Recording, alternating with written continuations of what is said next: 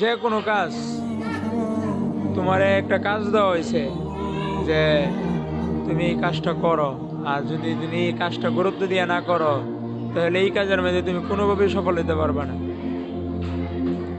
কাজটা ছোট হোক বড় হোক, যদি যার কাছে যত গুরুত্ব থাকবো বেশি, সেই কাজের মধ্যে কি তত কি করবো বেশি।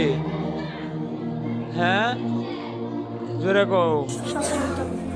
সে তত কাজে বড় বড় সফল হতে পারবো যদি গুরুত্ব দেয় তার কাছে এই কাজের।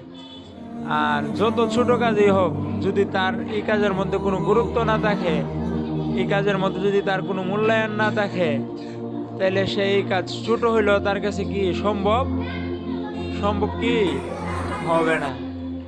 আর যত ধরনের বড় কাজই হোক, যদি এই কাজের পিছনে গুরুত্ব থাকে, তাহলে তার এই কাজটা তার কাছে একবারে ছোট মনে হবে, কোনো ব্যাপার হবে না। কি কারণ, এই কাজটা কি আছে তার কাছে